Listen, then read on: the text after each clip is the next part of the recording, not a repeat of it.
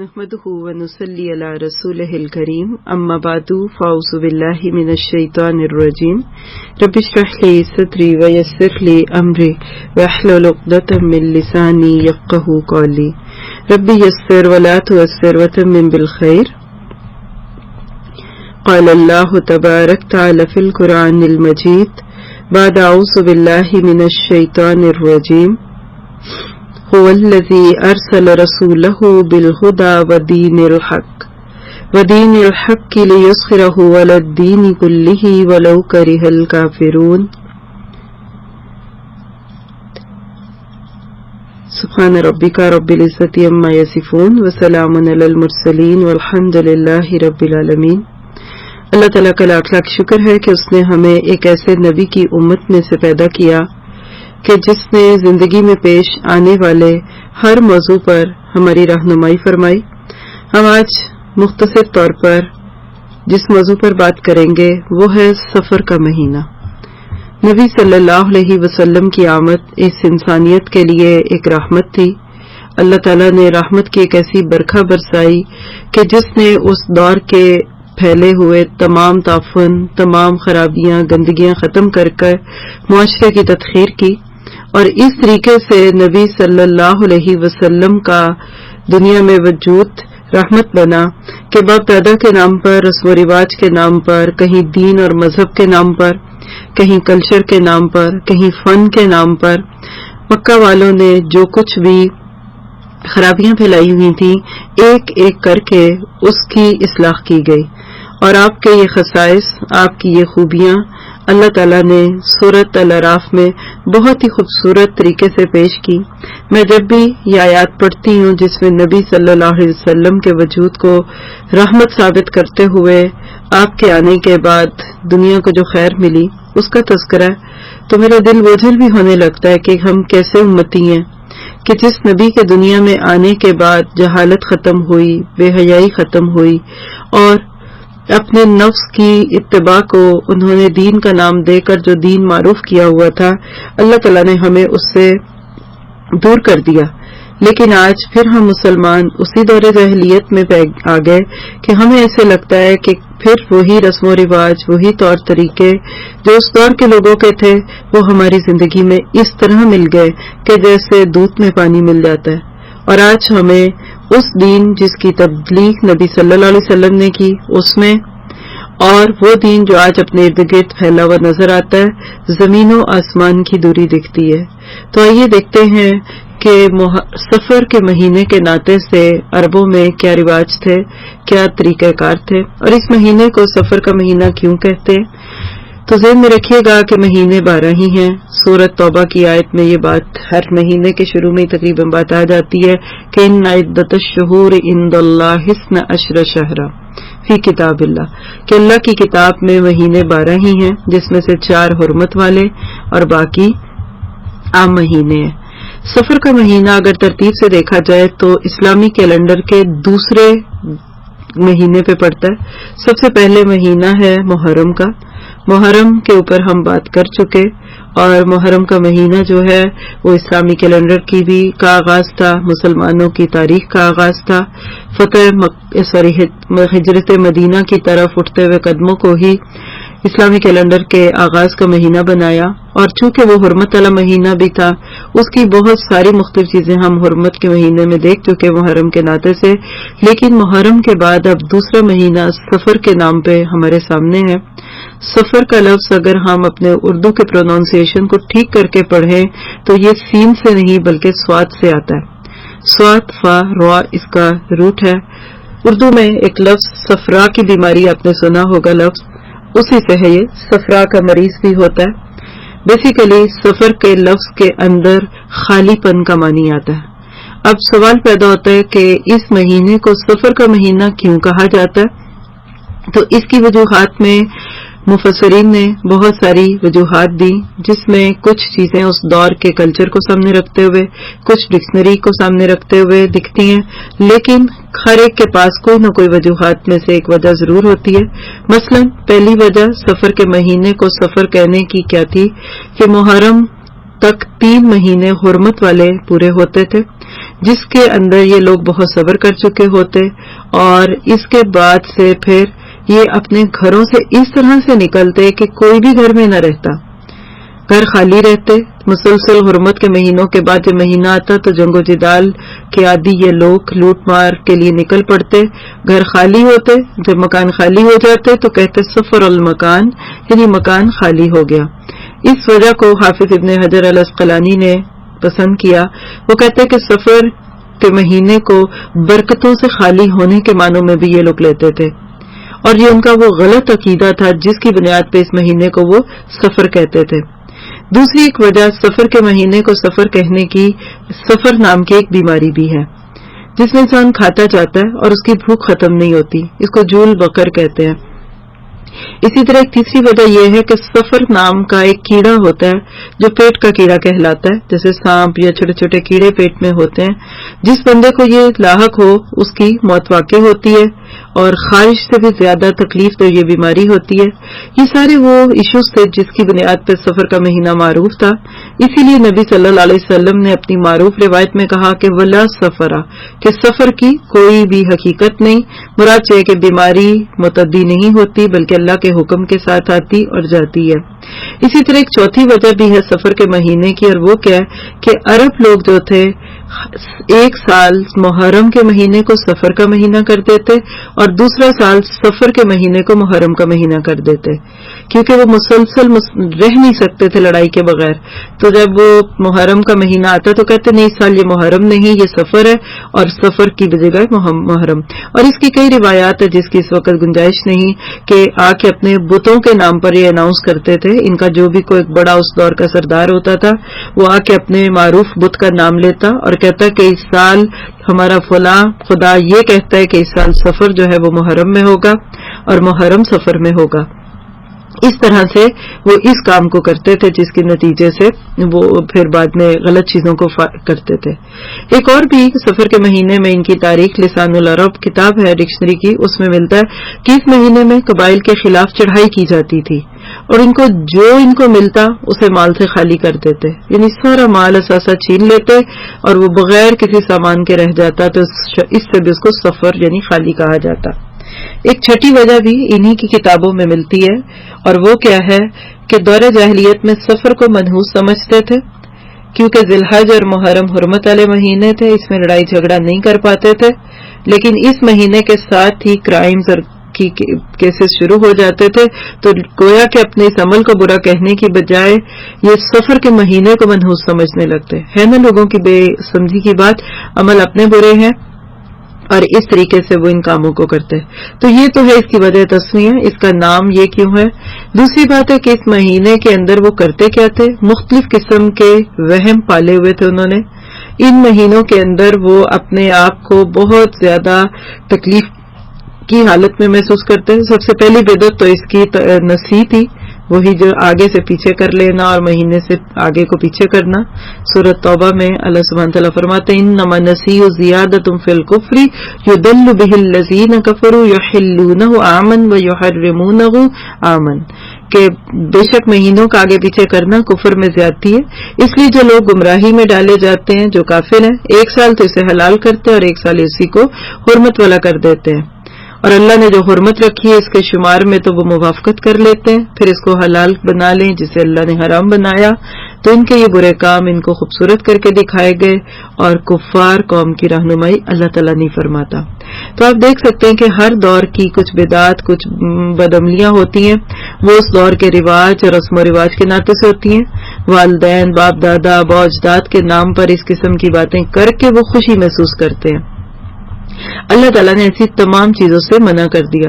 صحیح بخاری کی روایت میں آتا ہے کہ اللہ تعالیٰ نے اس بات کو بالکل پسند نہیں کیا کہ انسان مہینوں کو آگے پیچھے کرے۔ حضرت ابن عباس کہتے ہیں کہ وہ یہ سمجھتے تھے کہ حج کے مہینوں میں عمرہ کرنا زمین میں بڑا فجور پیدا کرنے کے قابل ہے، یعنی پسند نہیں کرتے تھے اس مہینے میں عمرے کو کرنا، اور محرم کو سفر بنا لیتے اور کہتے کہ ذرا اونٹ تھکے ہوئے تھے، ٹھیک ہو جائیں، اس کے اثرات مٹ جائیں تو پھر عمرہ ہوگا.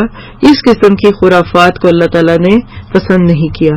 آج آپ اپنے آپ کو ان چیزوں کو سناتے وقت ذرا اپنے آج کے دور کے رسم و رواج کے ساتھ بھی ٹیلی کرتے جائیے. آج ہم میں بھی تو کئی ایسی چیزیں دکھتی ہیں جس کا نہ کوئی سر ہے، نہ کوئی پاؤں ہے، نہ ہم ایسی چیزوں کو کوئی سمجھتے، اور صرف یہ سوچ کر کہ وقت کا رواج ہے، فیشن ہے، شادی کی رسمیں ہوں، پیدا ہونے کی رسمیں ہوں، مرنے جینے کی رسمیں ہوں. کسی کا نیا گھر لیا اس نے تو اس کی رسم آ گئی، حج پہ گیا تو اس کو کیا تحفہ تحائف دینا ہے اس کی رسم، کسی کے گھر گئے تو تحفہ لے کے جانا ہے، کہیں آئیں گے تو تحفہ لے کر آئیں گے. یہ وہ چیزیں جو ہمارے اندر بھی خون کی طرح رچ چکی ہیں. ہم اس کو دین نہ بھی سمجھ کر کریں، لیکن دنیاوی اعتبار سے بعض دفعہ اس قسم کی رسومات انسان کا جینا دوبھر کر دیتی ہیں. اس لیے ایسی چیزوں کو پسند نہیں کیا گیا. اسلام دین فطرت ہے. اللہ تعالیٰ نے ہمیں ایسی کسی چیز کی کوئی اجازت نہیں دی کہ جس سے ہمارا جینا مرنا دوسروں کے لیے بھی مشکل ہو جائے.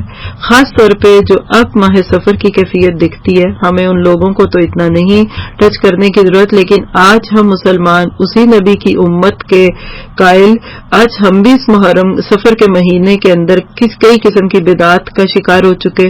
اس کو منحوس سمجھ لیتے ہیں اور کبھی کچھ راتوں کو منانے لگتے ہیں، کچھ دنوں کو منانے لگتے ہیں. مثلا کچھ چیزیں جو مسلمانوں کے عقائد سے ملتی ہیں، اس میں پہلی چیز تو کیا ہے، کہتے ہیں کہ اس مہینے میں مصیبتیں اور آلام کی ہوائیں چلتی ہیں اور غم اور تکلیف اتنے زیادہ آتے ہیں کہ ایک سال میں 10,80,000 بلائیں اور مصیبتیں نازل ہوتی ہیں، اور ان میں صرف ایک مہینہ سفر میں 9,20,000 بلائیں نازل ہوتی ہیں. جی، یہ مسلمانوں میں سے بعض مسلمانوں کا عقیدہ ہے. اسی طرح بعض لوگ اس کو 13 تیزی کا مہینہ کہتے ہیں. وہ کہتے ہیں یہ منحوس مہینہ ہے، خاص طور پہ 13 سفر جب آتی ہے تو اس کے بعد کے جو دن ہے وہ منحوس ہے. بعض لوگ کہتے ہیں کہ یہ مہینہ رحمتوں اور برکتوں سے خالی ہے، اسی لیے یہ منحوس ہوتا ہے. اسی طرح ایک اور بدعت اس مہینے کی آج کے دور میں جو دیکھی گئی کہ بعض لوگ جب سفر کی 25 تاریخ کو اپنے کسی کام سے فارغ ہوتے تو اس کی تاریخ لکھتے ہوئے کہتے تھے خیر کے مہینے 25 تاریخ کو یہ کام ختم ہوا. اب یہ بدعت کا علاج بدعت کے ذریعے سے ہے نا، کہ نہ تو مہینہ خیر کا ہوتا ہے نہ شر کا ہوتا ہے، اصل میں لوگوں کے اپنے عمل برے ہوتے ہیں. تو کسی مہینے کو برکت کا کہنا، خیر کا کہنا، منحوس کہنا، یہ اپنی جگہ ایک بدعت ہے. پھر ایک اور اس مہینے کے ناطے سے عمل دیکھا گیا کہ نئے شادی شدہ جوڑوں کو اس مہینے کے ابتدائی 13 دنوں میں ایک دوسرے سے لگ رکھتے ہیں، ایک دوسرے کی شکل تک نہیں دیکھنے دیتے. حتیٰ کہ عام شوہر اور بیوی کو بھی 3 دن تک ایک دوسرے سے لگ رکھا جاتا ہے کہ کہیں وہ ایک دوسرے کے لیے منحوس نہ قرار دیے جائیں. اب دیکھیں کہ ہم بھی دوسروں کے ساتھ رہتے ہوئے ان چیزوں کے عادی ہو گئے. اسلام تو کسی کے ساتھ رہنے یا جدا ہونے کو منحوسیت یا برکت نہیں کہتا. ہر بندے کی اپنی منحوسیت اس کے اپنے ساتھ لگی ہوئی ہے. کل انسان الزمناہ طائرہ فی عنقہ ونخرج لہ یوم القیامۃ کتابا یلقاہ منشورا. سورۃ بنی اسرائیل تو ہمیں کچھ اور ہی خبر دیتی ہے کہ ہر انسان کی نحوست اور اس کی برائی اور بھلائی تو خود اس کے اپنے ساتھ لگی ہوئی ہے. ہم اپنے اعمال کو برا کیوں نہیں کہتے؟ ہم اپنی بے پردگی کو برا کیوں نہیں کہتے؟ ہم اپنے فیشن کو اور ہم اپنے وقت ضائع کرنے کو برا کیوں نہیں کہتے؟ ہم جتنی تیزی سے بے دین ہوتے جا رہے، جتنی تیزی سے ہمارے زندگی تکلفات کا شکار ہو رہی، بہو بیٹی ماں بہن کو فرق نہیں رہا، باپ بیٹی کی حیا نہیں رہی، ہم اس کو منحوس کیوں نہیں کہتے؟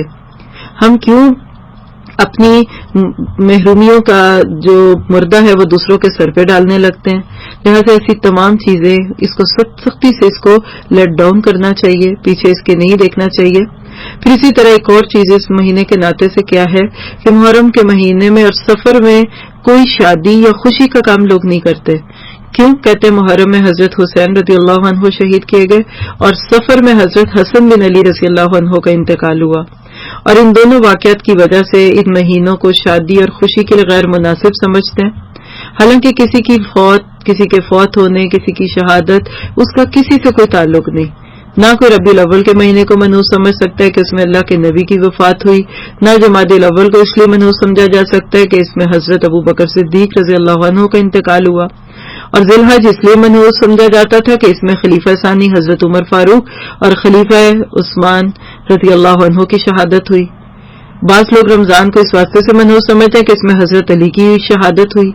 تو آپ دیکھیے کہ تمام انبیاء کرام صحابہ کرام کی وفات اور شہادت کے اگر دنوں کو آپ منحوس قرار دیں گے تو پھر 12 مہینوں میں کون سا مہینہ اور کون سا دن منحوست سے خالی رہے گا؟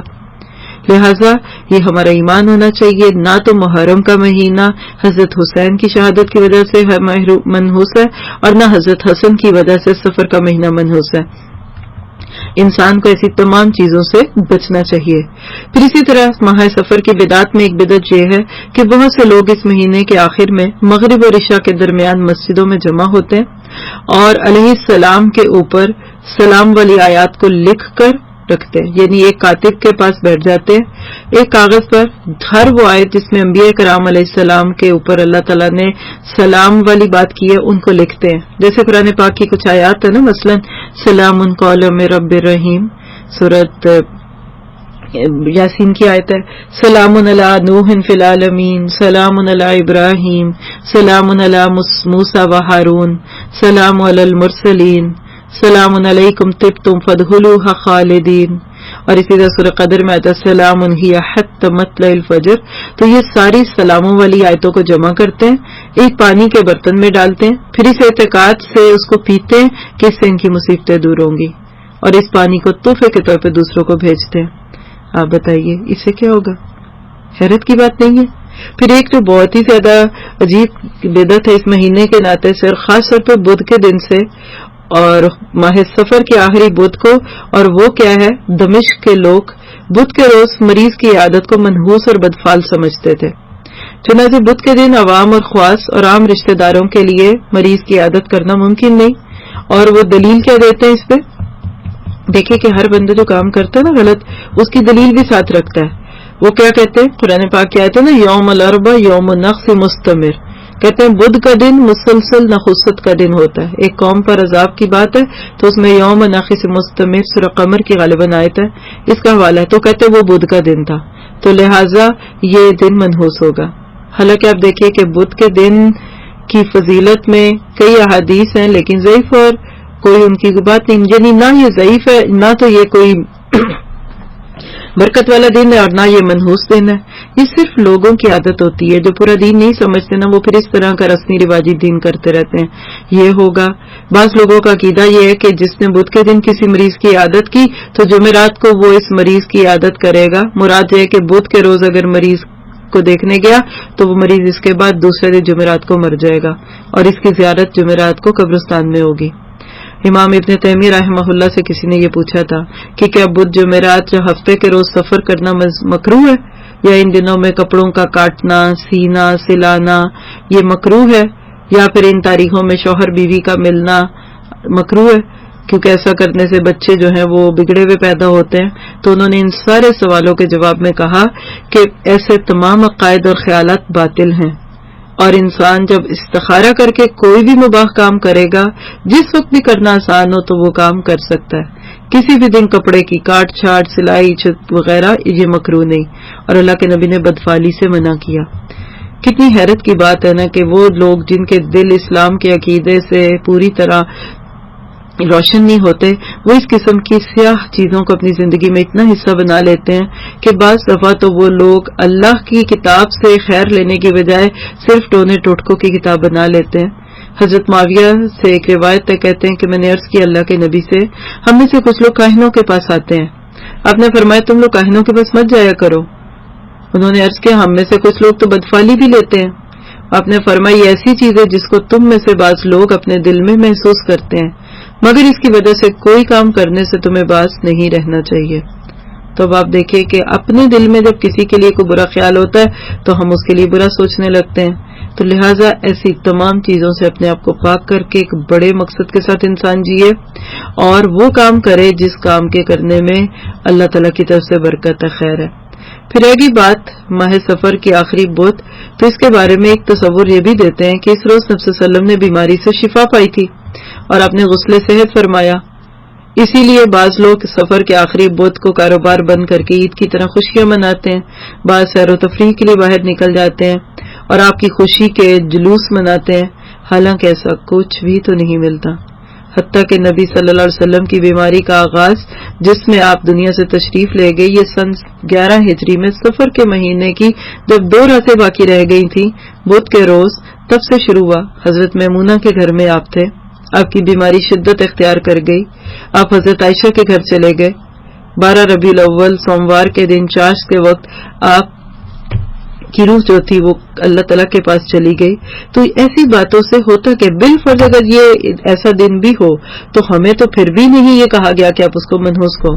اب دیکھیے کہ نبی صلی اللہ علیہ وسلم ہو یا کوئی بھی نیک انسان ہو، جب دنیا سے جاتا ہے تو وہ اس دنیا سے تو بہت اچھی جگہ پہ پہنچ جاتا ہے. جو بیماریاں، دکھ، تکلیفیں، غم ادھر ہوتے ہیں وہ تو وہاں نہیں ملتے. تو آپ کیسے کسی کے دنیا سے جانے کو اپنے لیے اور اس کے لیے کوئی صدمے کا یا کوئی سوگ کا دن بنا سکتے ہیں؟ اس لیے ایسی تمام چیزوں میں انسان کو اپنا ایمان ضائع نہیں کرنا چاہیے. مسلمان ایک بامقصد انسان ہوتا ہے. اس کا دل دماغ دوسروں کی نفرت سے پاک ہوتا ہے. کوئی بدگمانی، کوئی ایسی چیز وہ اپنے دل میں پال نہیں سکتا. اور وہ اپنے آپ کو ہی اتنا نہیں اہم سمجھتا کہ مجھے یہ نہ ہو جائے وہ نہ ہو جائے. کبھی آپ نے سوچا کہ ہماری زندگی اکثر اپنے بارے میں سوچتے ہوئے گزر جاتی ہے. ہم اپنے بارے میں سوچتے ہیں اب یہ ہوگا، اس سال میرے بچے کا کیا ہوگا، یہ شادی ہوئی ہے تو کیسا ہوگا، میں نے یہ گھر خریدا ہے تو کیا ہوگا، یہ کپڑے میں نے خریدے ہیں میرے لیے کیسے ہوں گے. میں تو سمجھتی ہوں بندہ مومن اپنی ذات کے بارے میں تو سوچتے ہی نہیں ہے. جو ہوگا دیکھیں گے، جو کل ہوگا دیکھ لیں گے. ابھی تو ہمیں یہ ہے، ہمیں دین اسلام کے ناطے سے کتنا فکر ہے. ہماری زندگی میں کتنا ہی غم لگا ہوا ہے کہ یہ سال اسلام کے لیے منحوس ہے کہ نہیں، یہ اسلام کے لیے بابرکت ہے کہ نہیں. جو زندگیاں ہم گزارے ہیں، جو طور طریقے ہمارے دنیا میں جینے کے، کیا یہ اسلام کے لیے منحوس تو نہیں ثابت ہو رہے؟ کل اللہ کے نبی صلی اللہ علیہ وسلم کیا ہم سے خوش ہوں گے؟ ہم ایسے بالکل نہیں سوچتے، اور رہ گئی چھوٹی چھوٹی باتیں اپنی ذات کے ساتھ جوڑ توڑ کے اس کے ساتھ لگے رہتے ہیں. اور دیکھا جائے تو کہیں تو کھانے پینے کے ڈھنگ ہے، کہیں چھٹیاں منانے کی باتیں. 4 دن نہیں گزرتے چھٹی کا دن آتا ہے. آپ کوئی کام کہہ کے دیکھے اپنے ملکوں میں، اب عید کی چھٹیاں، اب محرم کی چھٹیاں، اب شبرات کی چھٹیاں، اب سفر کی چھٹیاں، اب ربیع الاول کی چھٹیاں، اور کوئی دن ہے اللہ کا کہ آپ کام کہیں اور اسی دن وہ کام ہو جائے. جب ہماری زندگی اتنی بیکاریوں میں گزر جائے گی تو آپ بتائیے کہ پھر ہمیں خیر کہاں سے مل جائے گی. اسی طرح بعض دفعہ کچھ لوگ محرم کے سفر کے مہینے میں کچھ خاص قسم کی عبادات بھی کرتے ہوئے دکھتے ہیں. مثلا ایک فتویٰ ہے پورا بلکہ کہ بعض علماء ایک نفل نماز پڑھتے ہیں جو سفر کی آخری بدھ کو چاشت کے وقت ایک ہی سلام کے ذریعے 4 رکعت کے ساتھ پڑھتے ہیں. ہر رکعت کے اندر 17 بار سورۃ فاتحہ، کوثر، 50 بار سورہ اخلاص اور ایک بار معوذتین قل اعوذ برب الفلق اور ناس پڑھتے ہیں. اور یہ عمل ہر رکعت میں دہرایا جاتا ہے اور سلام پھیرا جاتا ہے. پھر جب سلام پھیر لیں تو اللہ غالب علی امرہ ولکن اکثر الناس لا یعلمون کو 360 بار پڑھتے ہیں. اس کے بعد جوہر الکمال کو 3 بار پڑھا جاتا ہے. پھر سبحان ربک رب العزت عما یصفون وسلام علی المرسلین والحمد للہ رب العالمین کے ذریعے نماز کو ختم کیا جاتا ہے. پھر فقیروں مسکینوں میں روٹی وغیرہ بانٹتے ہیں. اور اس آیت کا صدقہ یہ سب کچھ آخری بدھ کو کرتے ہیں سفر کے مہینے کو، اور کہتے ہیں کہ اس سے ہم پہ آنے والی مصیبتیں ٹل جائیں گی. کہتے کہ ایسے لوگ کہ ہر سال 3,20,000 آفتیں نازل ہوتی ہیں، سب کے سب ماہ سفر کے آخری بدھ کو ہوتی ہیں. یہ دن سال کا سب سے مشکل دن ہوتا ہے. لہذا جو یہ نماز پڑھ لے اس کیفیت کے ساتھ تو اللہ تعالیٰ اس دن میں تمام نازل ہونے والی پریشانیوں سے اس کو محفوظ رکھے گا، اور اس سال اس کے گرد کوئی مصیبت اور آفت چکر نہیں لگائے گی. آپ یہ بتائیے کہاں سے آئی نماز، کس کے پاس اس کا حوالہ؟ اللہ کے نبی پڑھتے تھے، صحابہ پڑھتے تھے، سلف صالحین پڑھتے تھے، 4 ائمہ کرام پڑھتے تھے، کوئی بھی نہیں پڑھتا.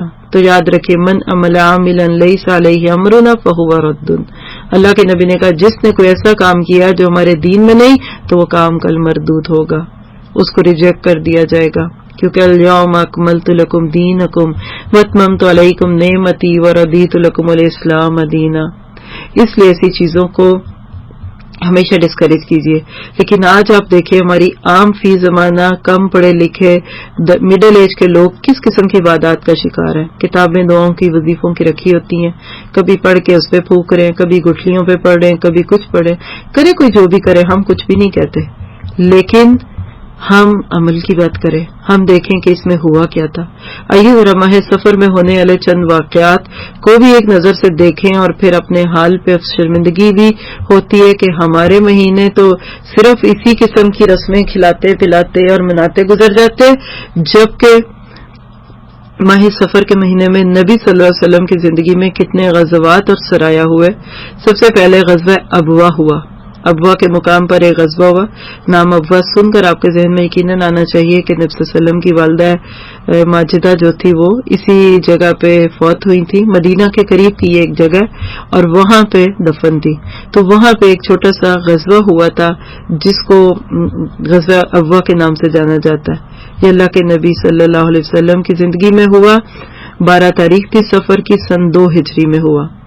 پھر اس کے بعد دوسرا موقع جو اس مہینے میں ہوا وہ خیبر کی جنگ ہوئی تھی سن 7 ہجری میں. جا کے پڑھ کے دیکھ لیجیے. صرف آج آپ مسلمان خیبر کی جنگ کے حالات، اس کے سرکمسٹانسز، اس کی وجوہات اور اس کے سیکوینسز پڑھ لیں تو آج گلوب میں ہمیں جو کچھ دکھتا ہے وہ سب سمجھ آنے لگے گا. تاریخ سے ہمارا تعلق ٹوٹ گیا. ہم نے وہ کہانیاں تو بالکل ہی بھلا کے چھوڑ دی. کس طریقے سے اسلام اتنی مشکلات سے پھیلا. تیسرا غزوہ جو اس مہینے میں ہوا یہ بحر معونہ کا واقعہ ہوا تھا. جو لوگ سیرت جانتے ہیں وہ لفظ سنتے ہی دکھ محسوس کرتے ہیں. کس طرح دھوکے سے حفاظ کرام کو شہید کیا گیا. 1 مہینہ تک اللہ کے نبی صلی اللہ علیہ وسلم اس تکلیف کو محسوس کرتے کے لیے ان کے لیے بد دعا کرتے رہے.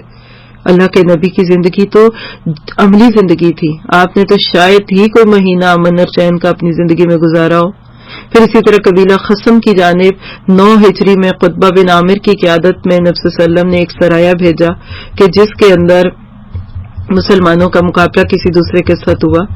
آپ کی زندگی میں تو کوئی ایسا واقعہ نہیں ملتا کہ یہ مہینہ آ گیا جنگ کرو گے منحوس ہوگا پھر ہم ہار جائیں گے. نہیں. پھر آپ دیکھیے کہ دوسرے باتوں کو تو چھوڑیے، خوشیوں کے موقع کتنے ہوئے. سفر کے مہینے میں حضرت فاطمہ رضی اللہ تعالی عنہا کی شادی جو تھی حضرت علی رضی اللہ تعالی عنہ سے ہوئی تھی. 2 ہجری تھی، سفر کا مہینہ تھا. اب آپ بتائیے آج آپ شادی نہ کریں سفر کے مہینے میں اپنے بچیوں اور بچوں کی، اور اللہ کے نبی کی پیاری بیٹی کی شادی ہوئی اور کتنا پیار رہا، کتنا اچھا گھرانہ نبھا. کوئی منحوسیت اس میں نہیں ہوئی. کوئی ہم اس میں نہیں سمجھتے کہ یہ کس طرح کا معاملہ ہوا اور کیسے ہوا. پھر اسی طرح خبیب ابن عدی جو تھے یہ شہید ہوئے تھے سفر کے مہینے میں 4 ہجری میں مکہ میں. پھر اسی طرح زید ابن ایک صحابی تھے زید ابن یعنی ایک صحابی تھے وہ بھی شہید ہوئے تھے اس جنگ میں اس مہینے کے اندر. تو ایک عام مہینہ تھا. اس کے بارے میں کسی قسم کی باتوں کو سوچنا کرنا یہ اپنے ایمان کا سودا کرنے کے برابر ہے. بعض لوگوں نے اس مہینے کے فضائل میں بہت ساری احادیث بھی گھڑی. مثلا کچھ لوگ اس کے بارے میں جو ضعیف اور موضوع روایات پیش کرتے ہیں، میں آپ کو اس میں سے صرف اس طور پہ چند باتیں بتانا چاہوں گی کہ کہیں آپ ایسی کوئی کتاب میں یا اخباروں کے آرٹیکل میں پڑھیں تو مت سوچئے گا کہ یہ ٹھیک ہے، بلکہ وہ احادیث اب علمی سطح پر موضوع احادیث ثابت ہو چکی ہیں. ایک روایت جو کہ سفر کے مہینے کے گزرنے کی خوشخبری دے، میں اس کو جنت میں داخل ہونے کی خوشخبری سناتا ہوں. کیا مطلب؟ یعنی آپ سوچیے کہ اس حدیث کے الفاظ میں کتنا ابہام ہے. اب یہ صحیح حدیث نہیں ہے. جتنی حدیثیں اس مہینے کی بارے میں اور بدھ کے بارے میں وہ ساری ضعیف اور موضوع ہیں. اسی طرح ابن قیم رحمہ اللہ ضعیف اور موضوع روایات کی پہچان کے اصول پر ایک بات کرتے ہوئے لکھتے ہیں کہ جب بھی کسی حدیث میں فلاں فلاں تاریخ کا ذکر ہو، جیسے ان کا قول جیسے جب فلاں فلاں سال ہو گیا ایسا ہو گیا اور ایسا ہو گیا تو یہ حادثہ ہوا، تو کہتے ہیں کہ سمجھ لیجئے کہ کسی سخت جھوٹے کا قول ہے کہ جب محرم میں چاند گرہن لگے گا تو مہنگائی قتل و غارت کری اور بادشاہ و حکمران کی مشغولیت بڑھ جائے گی، اور جب سفر میں چاند گرہن لگے گا تو ایسا ہوگا. کہتے ہیں کہ اس طرح کی حدیثیں جو ہیں یہ موضوع اور من گھڑت قسم کی حدیث ہوتی ہیں. تو دعا کیجئے کہ اللہ تعالی ہمیں کوئی مقصد دے. بیکار زندگیاں گزار کے ہم نے خود کو کہاں ضائع کر دیا. اللہ تعالیٰ نے کئی قسم کی خرافات سے بچایا آپ کو اس کتاب سے جوڑ کے. دعا کریں کہ آپ خود بھی اس کتاب سے جڑیں، اس کو سمجھیں، اس کے ساتھ زندگی بسر کریں اور بمقصد زندگی ہو. پھر آپ کو پتہ چلے گا کہ زندگی کی اصل ویلیو کیا ہے. آپ کو تو یہ چھوٹی چھوٹی باتیں بالکل بچوں والی اور کھیل کھلونے کی لگیں گی جو لوگوں نے اپنی زندگیوں میں رکھی ہوئی ہیں، اور لوگ کیا سوچتے ہیں کہ یہ چند باتیں کرا کے دین کے نام پہ کچھ پڑھ لیں گے. کوئی چنوں پہ کوئی چیز پڑھتا ہوا دیکھا جاتا ہے، کوئی کہتا ہے یہ مہینہ مردوں پہ بھاری ہے، کوئی مہینہ آپ عورتوں پہ بھاری کر دیتے ہیں، کسی کو بچوں پہ بھاری کر دیں گے. تو آپ بتائیے پھر ہماری زندگیوں سے بدشگونیاں کیسے نکلیں گی؟ صرف سفر ہی کے مہینے کو نہ لیں، آپ عام دنوں میں دیکھیں کہ آج امت مسلمہ کس قسم کی بدشگونیوں کا شکار ہو گئی۔ کالی بلی راستہ کاٹ گئی، چلو آپ پریشان ہو رہے ہیں، کیا کرو، راستہ چھوڑو کہ نہ چھوڑو، سفر کا ارادہ طے کرو کہ نہ کرو، جاتے جاتے کسی نے پیچھے سے بلا لیا، چلو جی اب کام خراب ہوگا۔ ہاں، کتنے معروف پڑھے لکھے لوگ جب اپنی بیویوں سے صرف اس بات پہ ناراض ہو جاتے ہیں کہ جب میں گھر سے نکل پڑوں تو مجھے پیچھے سے نہ بلایا کرو کیونکہ یہ میرے لیے منحوس ہے۔ اللہ کے نبی صلی اللہ علیہ وسلم کی روایت ہے، مسند احمد میں، چند لفظوں کی روایت ہے لیکن ہمیں بہت ہی اچھا عقیدہ سکھاتی ہے۔ آپ نے فرمایا، اللہم لا خیر الا خیرک ولا طیر الا طیرک ولا الہ الا غیرک۔ میں دہراتی ہوں، اگر آپ یہ یاد کر سکیں، یہ بڑی پیاری دعا ہے، آپ کے دل سے ہر قسم کی بدفعلی اور گھٹن نکل جائے گی۔ مسند احمد کے یہ الفاظ ہیں، اللہم لا خیر الا خیرک، اے اللہ تیری دی ہوئی بھلائی کے سوا کوئی دوسری بھلائی نہیں، یعنی بھلائی تو ہی دے گا، ولا طیر الا طیرک، اور تیری فعل کے علاوہ کوئی فعل نہیں، ولا الہ غیرک، اور تیرے علاوہ کوئی معبود نہیں۔ کبھی کسی کی بات لگے فلاں کی زبان کالی ہے جی، اس کی بد دعا لگتی ہے، وہ چھوٹے سر والا اس کی دعا بد دعا لگتی ہے، وہ ہجڑوں کی بد دعا لگتی ہے، وہ قبروں پہ پھرنے والے مجاوروں کی بد دعا لگتی ہے، تو فوراً یہ دعا پڑھ لیا کریں کہ اللہم لا خیر الا خیرک، اللہ میں کدھر لگ گئی، مجھے تو جو تو نے بہترین خیر دی، جو اللہ نے کتاب کی آیتیں، قرآن کی آیتیں دیں، جو نبی دیا، جو علم کا تحفہ دیا، یہ خیر میں لوں، میں اپنی زندگی کو کن بیکار چیزوں میں لے کے چل پڑی ہوں۔ تو انشاءاللہ آپ دیکھیں گے کہ جتنا علم کی روشنی آتی ہے اتنا آپ کی زندگی سے شرک، توہمات اور بیکار قسم کی چیزیں نکلتی ہیں۔ ایک چھوٹی سی چیز ذہن میں رکھیے گا کہ جتنا آپ توہمات میں ہوں گے، وہمی تباہ ہوں گے، اتنا آپ لوگوں سے ڈریں گے، آپ کو بابے بھی نظر آئیں گے، آپ کو دورے بھی پڑیں گے، کہیں جن دکھیں گے، کبھی آپ کو شک ہوگا پانی ہل رہا ہے، اس میں کسی نے کوئی تعویذ ڈال دیا، کہیں آپ کو لگے گا اچھا آج کل گھر میں بہت چیزیں ٹوٹ رہی ہیں، فلاں بڑے غور سے مجھے دیکھ رہا تھا، یہ ساری چیزیں جو ہیں درست نہیں ہیں۔ کچھ چیزیں اور بھی لوگوں سے پتہ چلتی ہیں کہ جو سفر کے مہینے میں لوگ کرتے ہیں، مثلا بعض لوگ چنے ابال کر محلے میں بانٹتے ہیں تاکہ ہماری بلائیں دوسروں کی طرف چلی جائیں، بعض لوگ آٹے کی 365 گولیاں بنا کر تالابوں میں ڈالتے ہیں، کہتے ہیں کہ اس سے ہر دن کے بدلے میں ایک دن کی بلائیں ٹل جاتی ہیں اور رزق میں برکت ہوتی ہے۔ بعد 311 یا اس سے زیادہ دفعہ سورہ مزمل پڑھتے ہیں، مردوں پہ بھاری سمجھتے ہیں، اس 13 تاریخ کو منحوس سمجھتے ہیں، کوئی اس کی حیثیت نہیں۔ سورۃ بنی اسرائیل آیت 12 میں اللہ تعالیٰ کہتے ہیں وَجَعَلْنَا اللَّيْلَ وَالنَّهَارَ آیَتَيْنِ، ہم نے رات اور دن کو دو نشانیاں بنایا ہے، فَمَحَوْنَا آیَةَ اللَّيْلِ وَجَعَلْنَا آیَةَ النَّهَارِ مُبْصِرَةً، رات کی نشانی کو ہم نے بے نور اور دن کی کو روشن بنا دیا، کیوں؟ تاکہ لِتَبْتَغُوا فَضْلًا مِن رَبِّكُمْ، تم اپنے رب کا فضل تلاش کرو، اور وَلِتَعْلَمُوا عَدَدَ السِّنِينَ وَالْحِسَابَ، اور تاکہ تم سالوں کی گنتی اور حساب جان لو۔ تو یاد رکھیے ہر دن اللہ کا ایک تحفہ ہے، انعام ہے، رات کا آنا، دن کا جانا، سورج، چاند، ستارے، سال، مہینے، دن، یہ اللہ تعالیٰ کی رحمت ہے، یہ اس نے ہمیں زندگی کے تحفے دیے ہوئے۔ سوچئے جن کی ڈور بند ہو گئی تھی زندگی کے آج سے 6 ماہ پہلے، 4 ماہ پہلے، اب ان کے لیے کیا محرم اور کیا سفر اور کیا ربیع الاول۔ نہ کبھی زمانے کو برا کہیے، نہ کبھی کسی مہینے کو برا کہیے، اور چاند کے ناطے سے بھی لوگوں نے جو کچھ شروع کیا تھا اللہ نے وہ بھی وضاحت کر دی سورہ بقرہ آیت 189 میں، یسألونک عن الأہل قل ہی مواقیت للناس والحج، لوگ آپ سے چاند کے گھٹنے بڑھنے کے بارے میں پوچھتے ہیں، کہہ دیجئے یہ لوگوں اور حج کے اوقات بتانے کا ذریعہ۔ اللہ تعالیٰ نے آسانی کے لیے یہ سب کچھ رکھ دیا، ہر بندہ اس سے حساب لگائے، اپنی زندگی گزارے، اور جب قرآن سمجھ نہیں آتا تو پھر انسان اس سے صرف کچھ نہ کچھ فائدے لینا چاہتا ہے اور دوسری چیزیں نہیں لینا چاہتا، بلکہ اس کی اصل ہدایت کو چھوڑ کر دوسری طرف جانا چاہتا ہے، تو یہ چیز محرومی کی ہے۔ آپ دیکھیں کہ کسی شخص کو اگر کوئی کہے کہ آؤ میرے سے تم ڈائمنڈ بھی لے لو اور شیشے بھی لے لو، تو بے وقوف ہوگا نا جو صرف شیشے لے گا، عقل مند ہوگا وہ ڈائمنڈ لے گا۔ تو ہم نے آج اپنے اس قرآن کو کن چیزوں کا ذریعہ بنا رکھا ہے؟ کیا ہم اس کی وہ ساری خیر لے رہے ہیں؟ کیا وہ ساری برکت ہم لے رہے ہیں اس سے؟ کتنے لوگ ہیں جس کو سمجھتے ہیں؟ میرے نزدیک تو اپنے لیے بھی اور آپ کے لیے بھی ایک ہی معیار ہے، نیکی کا. آپ کتنے بڑے عالم بن جائیں، فاضل بن جائیں، مفتی بن جائیں، لوگ آپ کو حاجی صاحب کہیں، عالمہ کہیں، آپ ذرا قرآن کھولیے بغیر کسی ترجمے کے اور پڑھ کے دیکھیے اور پھر چیک کریں کہ آپ کو کتنا سمجھ آتا ہے. کہیں تلاوت چل رہی ہے، آپ کو کتنی اپنی زبان میں سمجھ آ رہی ہے. اگر آپ نہیں سمجھ رہے تو معذرت کے ساتھ ابھی آپ پھر اپنے آپ کو کچھ نہ سمجھیں. صرف لفظ بلفظ ترجمہ یاد کرنے سے بھی بات نہیں بنتی. جب تک کہ قرآن آپ کو ایک بیان کی طرح، ایک اردو کے لینگویج کی طرح، ایک ٹاپک کی طرح نہ سمجھ آنے لگے.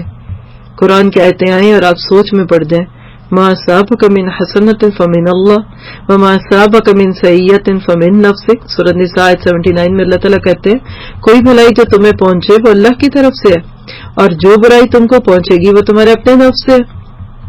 ہم کب سوچتے ہیں؟ ہم کہتے ہیں کسی کی بد دعا لگ گئی، کسی کی نظر لگ گئی اور اس طرح کی باتیں کرتے ہیں. پھر یاد رکھیے کہ بعض دفعہ یہ چیزیں ہمیں شرک کے قریب پہنچا دیتی ہیں اور ہم اس طرح کے شرک کو اپنی زندگی میں اس طرح لے جاتے ہیں کہ بعض دفعہ ہمارا دین بگڑ جاتا ہے. ایک شخص جو برا شگون لیتا رہا تو اس کے بارے میں آپ نے فرمایا کہ جو کسی چیز سے بدفعلی پکڑ کر اپنے مقصد سے لوٹ آیا اس نے شرک کیا، یعنی راستے سے ہٹ گیا. جی بلی نے راستہ کاٹ دیا تو یہ شرک ہو گیا. صحابہ نے کہا اچھا اللہ کے نبی اس کا کفارہ کیا ہوگا؟ تو کہا کہ اس کا کفارہ یہ کہ انسان پھر یہی دعا کہے کہ اللہم لا خیر الا خیرک ولا طیر الا طیرک یا ولا الا طیرک ولا الہ الا غیرک. تو دعا کیجئے کہ ایمان کا سودا نہ ہو ان چیزوں کے ذریعے سے.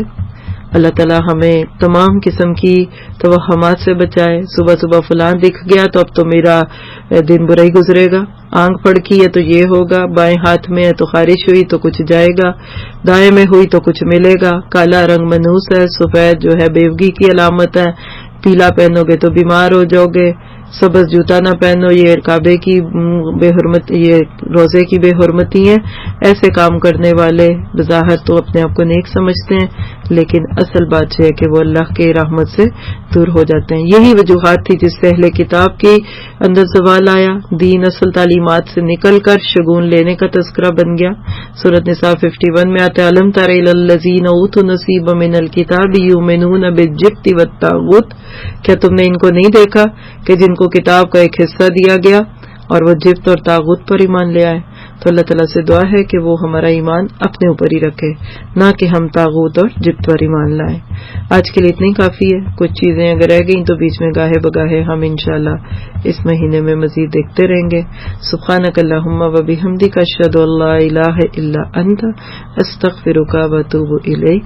ربنا تقبل منا انک انت السمیع العلیم وتب علینا انک انت التواب الرحیم. وصلی اللہ تعالی خیر خلقہ واصحابہ اجمعین برحمتک یا ارحم الراحمین. السلام علیکم ورحمۃ اللہ وبرکاتہ.